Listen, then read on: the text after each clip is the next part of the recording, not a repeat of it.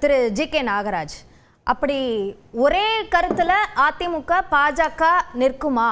அப்படி நிற்குமா என்ற கேள்வி முன்னிறுத்தப்படுவதனால்தான் திமுக கூட்டணியில பிரச்சனை என்று அது திசை திருப்பலாக மாறுதா? அனைவருக்கும் வணக்கம். அதாவது உங்க கூட்டணிக்குள்ள ஏகப்பட்ட பிரச்சனை இருக்குது, அதை பத்தி பேசலாம் அப்படின்னு தான் இன்னைக்கு தலைப்பே. திமுக கூட்டணியில் குழப்பம் அப்படின்னா நண்பர் ஹமீது அவர்கள் முந்திக்கிட்டு இல்ல பாஜக கூட்டணியில தான் பிரச்சனை, அதுல அதை சரி பண்ணுங்க. எங்க கூட்டணியில பிரச்சனையே இல்லைங்க. எங்களுக்கு கூட்டணி ஆட்சியோ என்டிஏ ஆட்சியோ பிரச்சனையே இல்லைங்க. நாங்க பதவிக்காக எடப்பாடி பழனிசாமியை கூட போய் வீட்டுல பார்க்க தயார்னு சொல்லக்கூடிய அமைச்சர் முதலமைச்சர் எங்கிட்ட இல்லைங்க. இல்ல 10 வருஷம் பார்க்காத சொந்த அண்ணனை கூட போய் பார்த்து ஓட்டு வங்கிக்காக ஆட்சி நம்பர்களுக்காக செய்யக்கூடிய கட்சி எங்க கட்சி இல்லைங்க. இத்தனை வருஷம் ஆட்சி செஞ்சு 4 வருஷம் கழிச்சு மறுபடியும் 46 அமைச்சர்கள் துறைகளை கூட்டிட்டு 100,000 ரூபாய்க்கு ஆசை காட்டி சதுரங்க வேட்டையில டிராமா போடுற கட்சி எங்க கட்சி இல்லைங்க.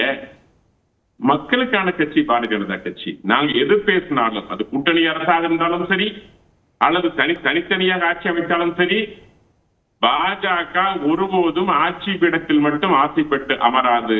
அப்படி அது ஆசைப்பட்டால் அது மக்கள் நலனுக்காக இருக்கும். முதல்ல அது சொல்லிடுறேன்.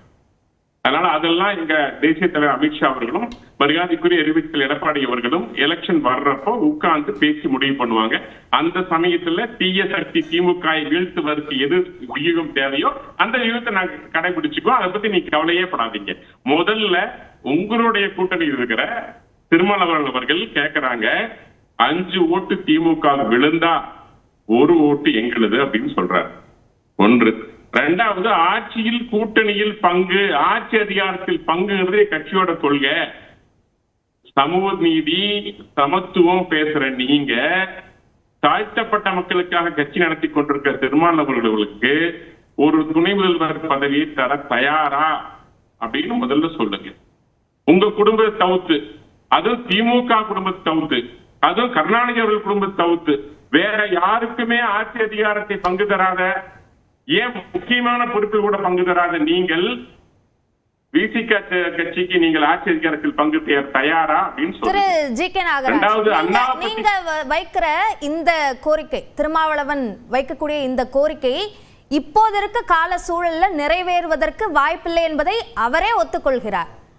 அப்படியான ஒரு சூழல் இருக்கும் போது அவருக்கு கொடுப்பாரா என்ற கேள்வியை பாஜக ஏன் எழுப்புகிறது? இல்லைங்க, அவரு திருமாவளவன் அவர்களை பொறுத்த வரைக்கும் தடியும் ஒடியக்கூடாது, பாம்பு சாகணும் அப்படின்னு தெளிவா இருக்காரு. இன்றைய நிலைமையில அவருடைய கொள்கைக்கு ஏற்ற கட்சியாக திராவிட முன்னேற்ற கழகம் இருக்கிறது. கொள்கைக்கு மட்டுமல்ல, கோடிக்கும் பணத்துக்கும் ஏற்ற கட்சியாக திராவிட முன்னேற்ற கழகம் இருக்கிறது. தயக்கம் இல்லாமல் தாராளமாக பணத்தை வாரி வழங்குகின்ற கட்சியாக திராவிட முன்னேற்ற கழகம் இருக்கிறது. அது கம்யூனிஸ்டுக்கு புரிஞ்சு. சார், நீங்க பேசுறத கேட்டுருங்க. அதுக்காக நீங்க என்ன அநியாயமா என்னமா பேசிட்டு இருக்கீங்க? பணம் இல்லாம சொல்லுங்க. என்ன போற போக்குல அவர் ஏதாவது பேசிட்டு போவாரு.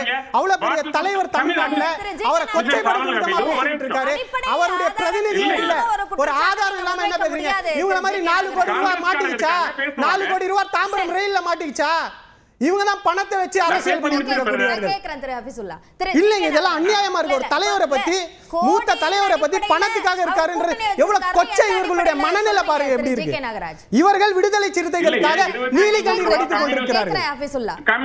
25 கோடி ரூபாய் கம்யூனிஸ்ட் வாங்கினாங்களா இல்லையா? அது அவங்களே ஒத்துக்கிட்டாங்களே. திருமாவளவன் கோடியின் அடிப்படையில என்ன ஒரு அபத்தமான அருவருப்பான விவாதம் இதெல்லாம். இப்ப ஒவ்வொரு முறையும் அவர் போறதும், அறிவாலயத்துக்கு போறதும், அதற்கு முன்பாக எழுச்சி உரையாற்றி கொண்டு செல்வதும், அங்க போயிட்டு வந்துற நீர் ஊத்து நெருப்பு போல மாறிவிடுறதுக்கு என்ன காரணமுங்க? ஆட்சி அதிகாரத்தில் பங்குங்கிறாரு. ஆதாரம் இல்லாம அவர் தொடர்றாரு விவாதத்தை. ஆதாரம் இல்லாம ஒரு விவாதத்தை தொடர்ந்து எவ்வளவு பெரிய முக்கியமான விஷயம். அபிநயா, வேங்கை வயல் எப்படி ஒரு இழிவு செய்கின்ற விஷயம் அந்த சமுதாயத்திற்கு. என்ன செஞ்சார் திருமாவளவன்? ஏன் செய்யல? ஏன் கேள்விதானே இது? அவர்கிட்டயே கேளுங்களேன். அது தொடர்பாக திருமாவளவன் தன்னுடைய அதிருப்தியை வெளிப்படுத்திய போதுதான் கூட்டணிக்குள் புகைச்சலா என்ற கேள்வியை எதிர்க்கட்சிகள் முன்வைத்தன. சரியா இல்லையா? அது மட்டும் இல்லைங்க. இப்போ அண்ணா குறித்து பேசிய பொழுது பொங்கி இழந்த காங்கிரஸ் திமுக காரர்கள், காமராஜர் குறித்து பேசிய பொழுது இவங்க திமுக பேசிய பொழுது பொங்கி எழுந்த காங்கிரஸ்காரர்கள் அது குறித்து அண்ணன் வேலுச்சாமி அவர்கள் மிக மிக மிக இவங்களுக்கு மான ரோசம் வெக்க இருக்கா அப்படிங்கிற மாதிரி ஒரு அருமையான ஒரு கேள்வி எழுப்பியிருக்காரு. வெக்கப்பட வேண்டாமா திமுக? கொதித்தெழ வேண்டாமா? திமுக இல்ல நாகரிகமா தான் சொல்றேன், இந்த கட்சியோடு திமுக கூட்டணி வச்சுக் கொள்ள வேண்டுமா அப்படிங்கிற நிலைமையில திமுக யார அண்ணாவை சொல்லிய பொழுது, பெரியாரை சொல்லிய பொழுது கொதித்தெழுந்த திமுக இன்றைக்கு அவர்களுடைய வழிகாட்டி, அவர்களுடைய தந்தையாக இருக்கின்ற கருணாநிதி அவர்களை பற்றி மிக மிக மிக கேவலமாக பேசியிருக்கிறார். அந்த கட்சியோடு கூட்டணி வச்சுக்கிறீங்க, நீங்க வெக்க வேண்டாமா? அதை பத்தி நீங்க யோசிக்க வேண்டாமா? உண்மையிலேயே உங்களுக்கு ஆட்சி அதிகாரத்தில் இல்ல, தன்மானம் சுயமரியாதை நீங்க சொன்னீங்கன்னா, உங்க இயக்கம் சுயமரியாதை இயக்கம் அப்படின்னா நீங்க உடனடியா காங்கிரஸ் வெளியே அனுப்பணும். அப்படி ஒரு வார்த்தை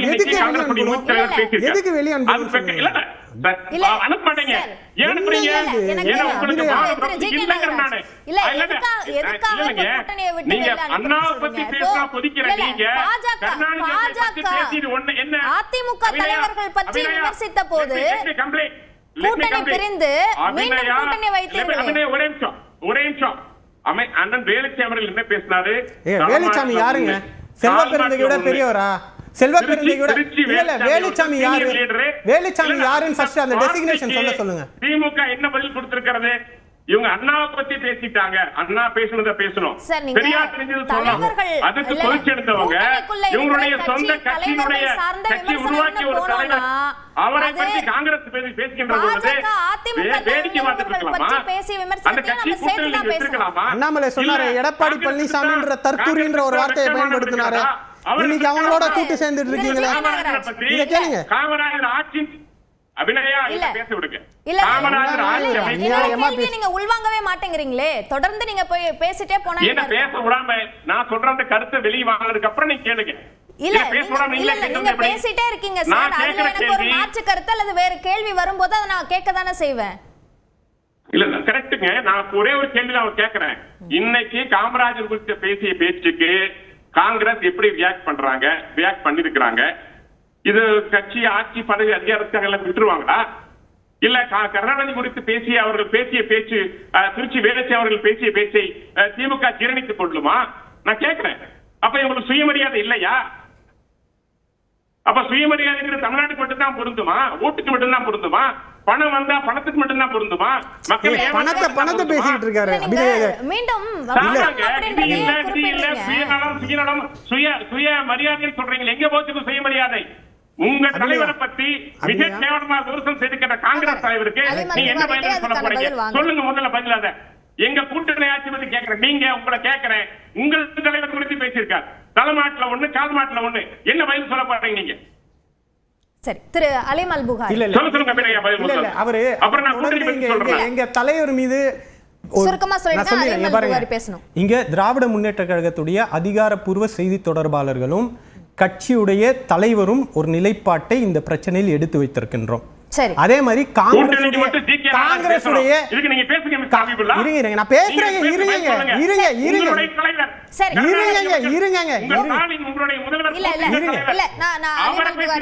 என்னோட கருத்தை முழுசா பேசல, ஒரு வரியில அதான் ஒரு நிலைப்பாட்டை எடுத்திருக்கோம்.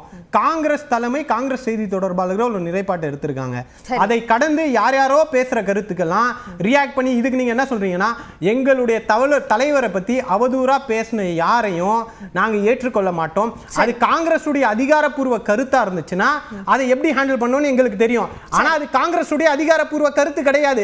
திருச்சி வேலுசாமியுடைய பேச்சுகள் எதுவும் காங்கிரஸ் உடைய அதிகாரப்பூர்வ கருத்து கிடையாது என்பதை செல்வபெருந்தகை அண்ணன் தலைவரை பார்த்த பிறகு இந்த பிரச்சனை என்னைக்கோ முடிந்து விட்டது என்பது சொல்றப்பவே இந்த பிரச்சனை முடிந்து விட்டது.